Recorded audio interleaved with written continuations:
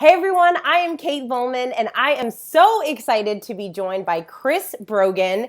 As the CEO of Owner Media Group, Chris provides simple plans and projects to help businesses succeed. He is a sought-after public speaker and he is a New York Times best-selling author of 8 books and he's working on his 9th.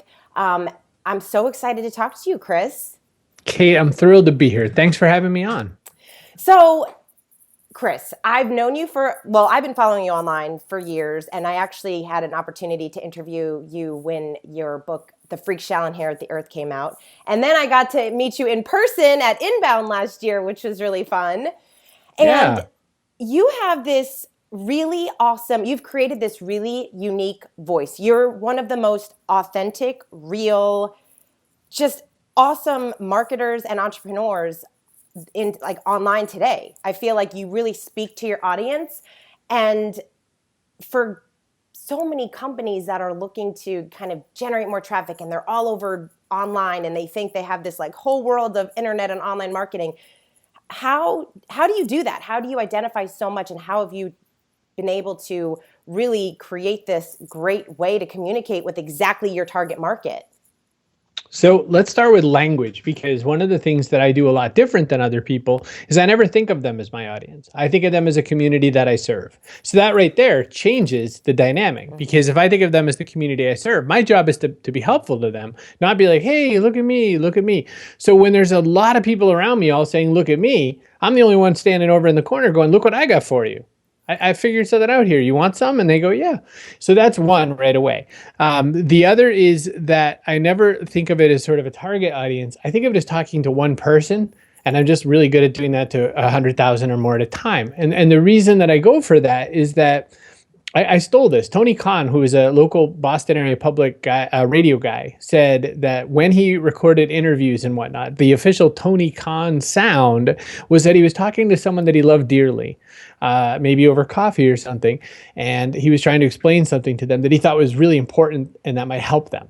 And so that's always been in my mind ever since that day, where I thought, okay, well, that's how I'll talk to people. And that's another thing that a lot of my colleagues don't do a lot of times.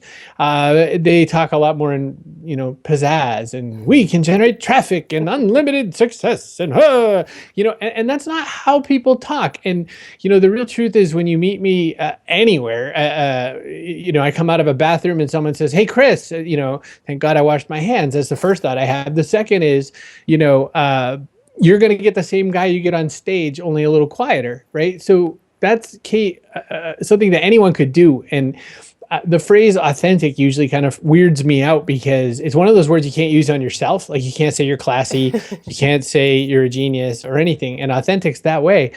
But there's something to it. But I guess when people say to me, well, how do you be authentic? I say, well, why don't you just do the thing that you really feel? And why don't you really say the things that you really feel? And maybe that'll get you closer to the kind of people you're trying to serve. So the people I reach are people who find something that resonates in them. They go, huh, well, if that weirdo could do it, maybe I could do it. And that's usually how I get connected to the people I do. That is awesome. And I've told you this before with your emails that you send. I look forward to getting your email on Sunday morning. I'm like, oh, what's Chris going to say? And what is he working on that is totally speaking to me? And I just so appreciate that. And I think a lot more companies are trying to go that route, and they just haven't been able to accomplish it with all this content. So let's talk a little bit about, I love that you really do interact with your community. Every single time I've sent you an email, I get one back within minutes. You really like to ask them questions. I know you do surveys and stuff, and that really kind of fuels some of the stuff that you're working on. So talk about how businesses can potentially reach out to their community that they already have and get better at connecting with them. It's a great question, Kate. The thing that I tend to like to say to people is that if you can really do stuff to keep showing the community that you serve that you're there for them and that you're trying to really respond to them, you stand out almost immediately, because we're in this weird world where marketing is trying for so much more volume. but at the expense of connectivity. And so it starts to get this weird feeling where when you go to the bathroom and then you finish and you get up, the toilet knows that you left, so it flushes. But marketing systems don't know that there's a human there anymore. And we humans are all feeling that. We're all starting to feel more and more like a number so much more often. And so there's just some really simple ways to do it. I always tell people, for instance, with email newsletters, stop making it come from do not reply at please God don't write back to me.com. That's always the weirdest thing to me. The second is with surveys, marketers, my friend Chris Garrett was the first person who introduced me to this phrase. I've seen it millions of places since, but this is why we can't have nice things. I think marketers and advertisers ruin everything. I think we have the worst mindset that out of any humans alive when it comes to, oh, look, an opportunity. And so, for instance, a marketer asking a few questions to a list will ask 108 questions with a bunch of required fields. What I ask are 3 to 5 questions. And if I say this thing will take you 3 minutes to fill out, it's going to take you 2.5 minutes to fill out. I lied. I want to make it so you're like, wow, he totally meant what he said. Right. And so I think that the other way you can do it is you could just ask questions that are really pointed towards the things you're trying to solve for people and ask just a few questions at a time. I stole part of that from Tony Robbins, his telemarketing method. So if you call Tony Robbins, when he's selling DVDs or something like that, you call the institution. Some lady will say, hey, this is Mary. And Mary will say, in case I lose you, what's your email address? So I just want to write you, I want to be able to write you back in case I lose you on the phone call. And I was like, oh, this is great. So she talks to me a little bit more. She asked me one other question. She's filling out a form, but she's doing it in such a back and forth kind of way that you don't feel like you're filling out a form. So I think that we could do that with email. I think we could do it with our websites. I think there's lots of ways to get small data that could turn into big results if you just kind of do it over a little bit of time. So you speak to owners. You want to help people live better lives and have businesses that they enjoy, that they like.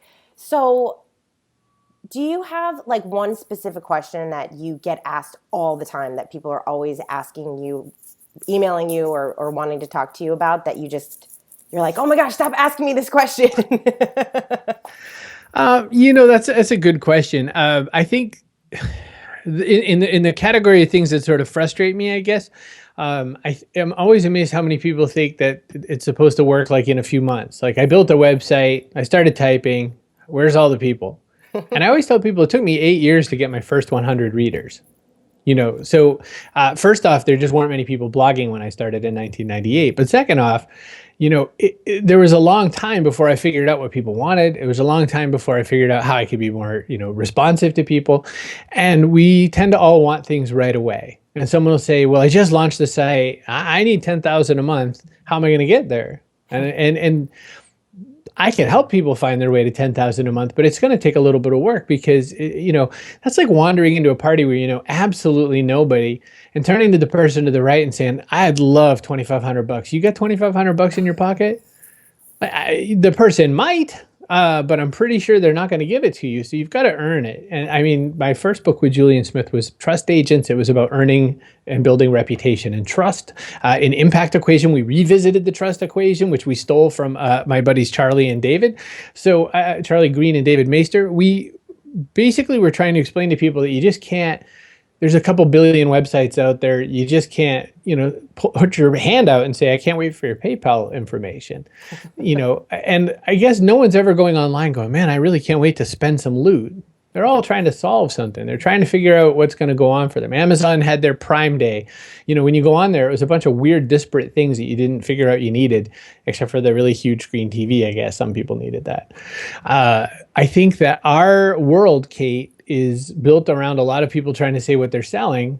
And I think that the other way you could get after that is just try to figure out some problems that you could solve for people and put that forward. And I would say that that's the number one question that people come to me with a lot is, why aren't I rich yet?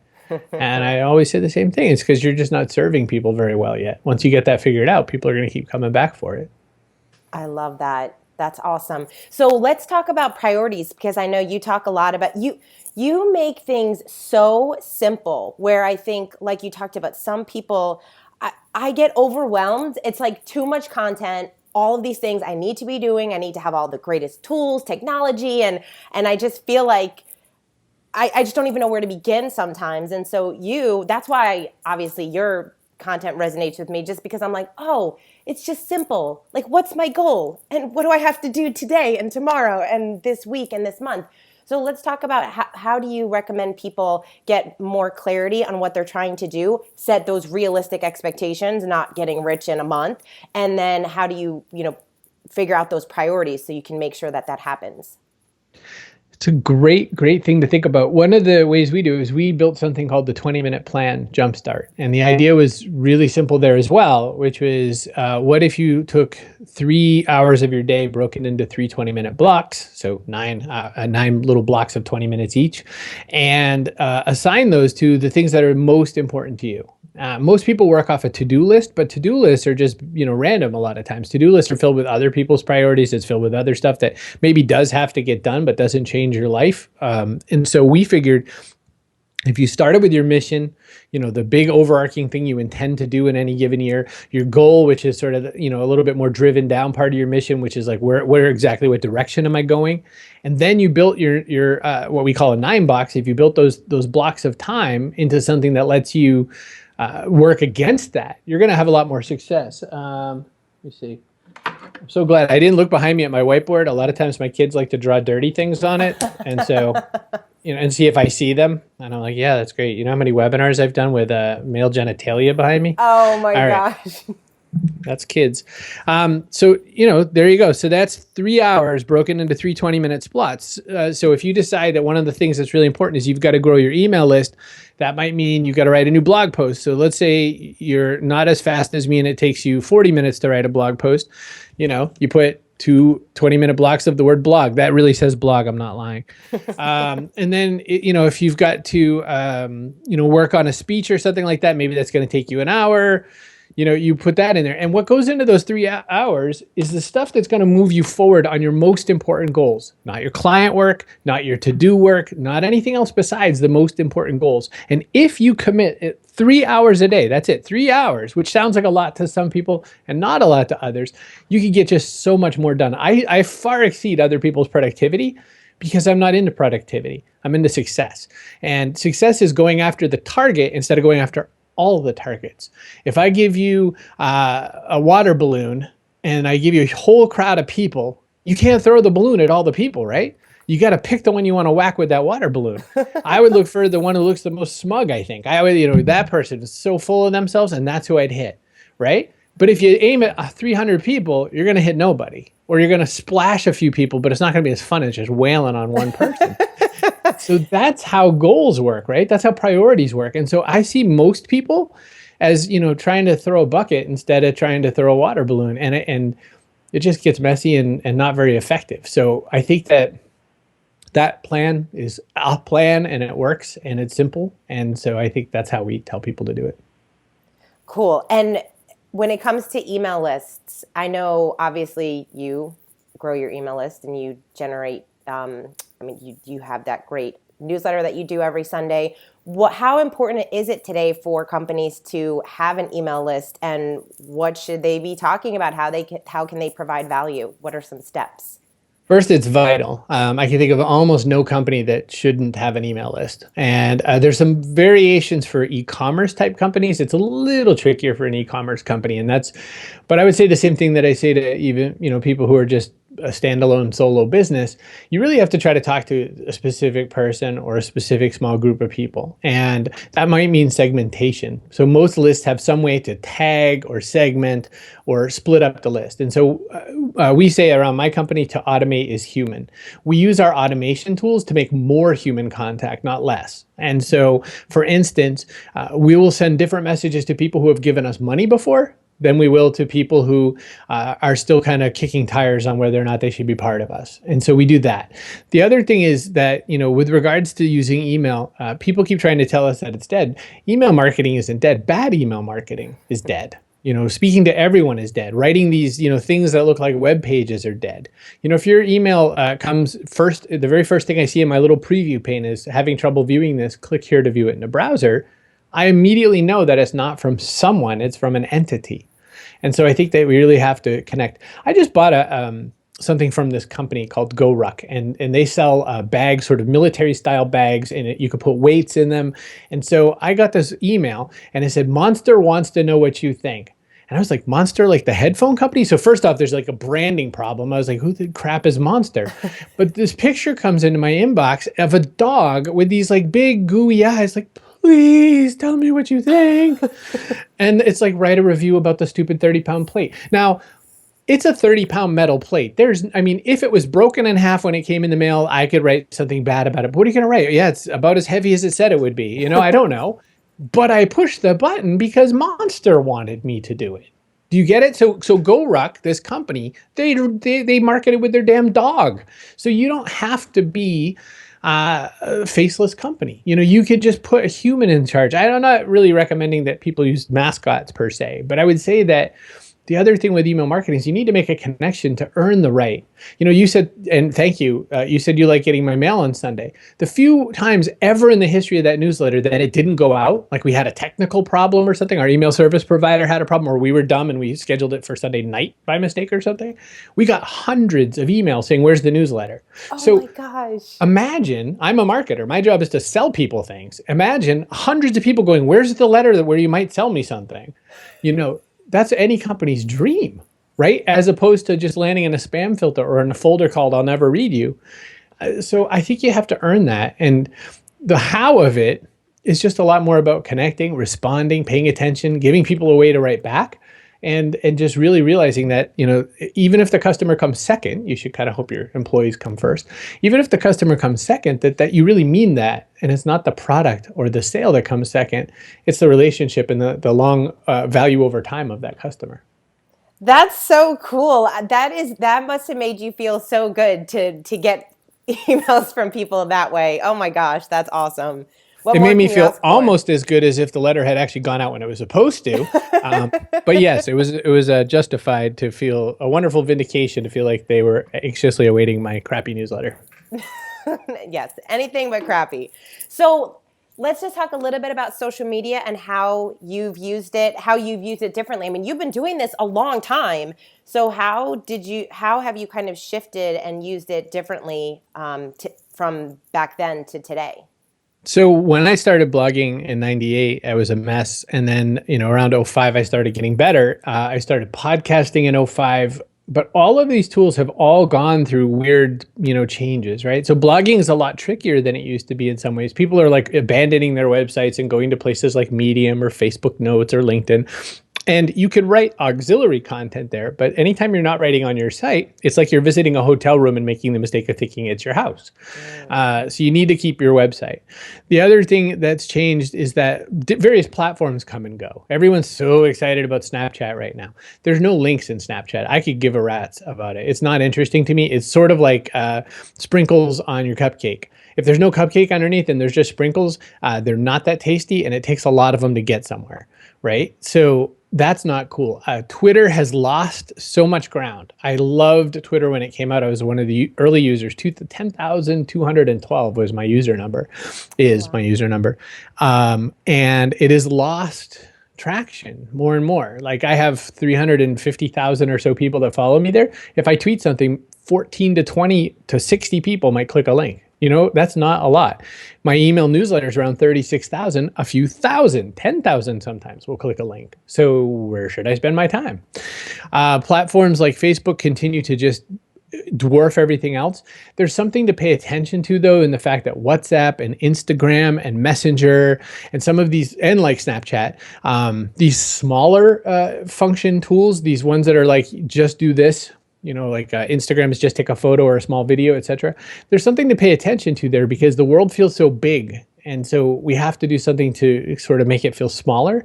And we've been paying attention to a handful of apps over in other countries. WeChat in China, Line in Japan are huge. And American kids who are into anime and stuff like that are using those apps. They're using Line and WeChat, which are like WhatsApp. So there's a lot of social scattered to pay attention to or not. Pinterest is alive and well. I don't do a single thing over there, but someone does and they like it. So I've always said the same thing about social ever since I started it, even when I was kind of into it, which I'm not exactly into it so much anymore. I've always said the same thing, which is, it's not about the mic. It's not about which tool you use to get there. It's about how do you connect with people? How do you earn their attention? So I keep a podcast going because I'm earning attention from ears that otherwise haven't heard of me. I'm a guest on shows and things like that because then I earn the attention of some community that I've never had the pleasure to talk with before. I think that we should maintain some kind of a blog presence. I know that people keep trying to say that blogging's dead, but I keep getting huge spikes of traffic back to my newsletter from it, so it can't be that bad. And yes, we should consider writing on places like Facebook Notes and LinkedIn. I'm not so into Medium, but people think it's pretty and it's kind of fun to use. But I think that as marketers, keep looking at where things are coming from. Keep looking at your Google Analytics. And if you're just not seeing a lot of drive from, a pretty concerted effort, like a real, like, boy, I'm going after this particular market. Oh, nothing happened. Well, then you can't ignore that anymore. And we've got to just focus our time where it's best spent.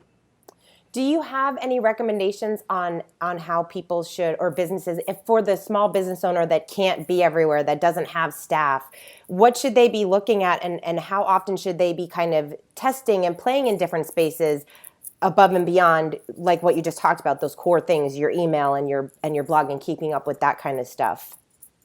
So I have two entire measures that I run my entire business on, which is subscriber to newsletter, which we mark with the number sign, and revenue. So we have number sign measurement and we have dollar measurement. If either of those aren't working so well, it's pretty quick. We can see that really fast, and it doesn't require any special gadgetry to know. So if I say, for instance, I'm going to put out a podcast episode and I don't see a bump in my subscriber count to my newsletter, I go, oh, either it was a bad episode or maybe something didn't go so well. If I write a blog post and nobody seems to care, or I don't get some kind of an uptick in subscription, I go, okay, well, maybe they're not into that topic. If I spend a little extra time on something like Twitter, or I blow $20 on Facebook ads to see what might happen, I'll always see something from it. And so I'll try to, earn something from it. But I don't use a lot of analytic tools. I think it would be foolish not to use just basic Google Analytics for any human, like anyone who's trying to do anything on the web. If you don't have it cracked open, and by the way, if you don't know how to use it, there's a billion Google Analytics, 101 videos you can watch. Like, it's not, I'm not that smart, and I figured it out. So I can promise you could do it. And I would say the last thing about it, Kate, though, is that any tool you're going to use, any platform you're going to use, any effort you're going to make interesting content or anything like that, it always has to be in service of the people you're trying to help. It always has to be, if you're trying to sell bicycles, then you're going to talk about 12 great bike routes if you're visiting New York for the first time. What to do can you take your bike on a plane, or how do you put a bike somewhere on vacation, or are there rental places? There's just a lot of ways that you can get at interesting content that'll serve the person you're trying to serve, that isn't specifically just buy my damn thing. And I think that that's who we spend our time with. I think we, want people that augment our identity in some way. And so if we can, we should try to work on making sure we're part of the fabric of someone's identity so that they know that we're there to help. Awesome. And you're writing a new book. Do you want to share what it's about, or give us a little sneak peek? So it's dangerous to talk about it because I've sort of aborted 3 books already. I've been like, yes, okay, nope. Yep. And I've done that 3 times now. So where I am right now is likely to become the new book. In trust agents, the very first tenet of being a trust agent was called make your own game. And the idea was that if there's no real category out there, or if one category is very filled, if you just kind of make your own category, then you're going to win. You're going to naturally be number one at it. I'm number one at a lot of the things I've done because I made them up. So it's like giving myself my own trophy, and I could just put that running race tape in front of me and go, I won the race. And I was like, we weren't even invited to the race. I'm like, I know, but I won. That's my business strategy. So I'm not a big giant fan of lifestyle design or lifestyle business. I'm not a big fan of that term because usually there's palm trees and a slick-haired guy in front of a car that he doesn't really own, but he's pretending. And I'm not that. But what I am trying to show people is that I figured out how to live and build a business around how I wanted to interact with this planet. And I think that most people can. I think that most people have a way that they can, if they want to stay an employee, they can stay an employee, but do it on their terms. If they want to run a business and it's a huge company, every now and again, like there's a talk about there might be a new CEO at Yahoo. I keep thinking, what would I do? Right. But how do you get there? So the idea for the new book might be make your own game. So you're the first person I've told that to. What's up, exclusive? All right. And where can people find you? Because your webinars are so awesome. I think you have a webinar coming up that's that title, right? The Make Your Own Game one? Yes. So what I usually do when I'm trying out or writing a new book is I usually give people a lot of opportunity to tell me it's a horrible idea. And then I do a lot of sort of play testing to see what's going to work and what doesn't. So by the time I write the book, I don't research like a lot of people do. I just have real humans do real things. And then I know a little bit better if it worked or not. But yeah, so to find me, you could just Google Chris. And if I'm lucky, I'll be somewhere in the first 5 or so listings on this one. Or you could go to owner.media, and that's my company website. So you don't have to know how to spell my name. Awesome. Well, we will link your site so everyone can find you. But yes, you're very easy to find. And Chris, I want to give you a shout out because honestly, for anyone watching, check out chrisbrogan.com. The stuff that I just am such a fan. Like I just don't want to just keep going on and on. Your webinars are so real. Even the ones that I've been on, you're just so funny. You're like, but I have so much I want to share. So let me talk about it. And it's not overwhelming. That's what is so unique about what you do is that it's just, I feel like, okay, I can do that step. I don't feel like you told me to do something and now you're on to the next step and I already feel overwhelmed by step number 1. And so you do that so well. So for anyone who's out there who is a small business owner or a solopreneur, or like you said, even they are working their job and they just want to have a little side project. I know you and Jacqueline, is she your fiance, right? She's my fiance. Yep, she goes by Jack. So Jax. You're right. Yeah, because I was like, I love watching you guys. She is fit, man. Yeah, at the time of this recording, she's 9 days away from her big show, and you could bounce quarters off her. It's crazy. Well, she's awesome. So I'm a huge fan. Check out chrisbrogan.com. And Chris, I know you're super busy, so I so appreciate you taking the time to chat with me. You've shared some really valuable information, and I look forward to seeing you at an upcoming event or online. I'm never busy. I'm always blessed. Thank you so much, Kate, for your time. Thank you.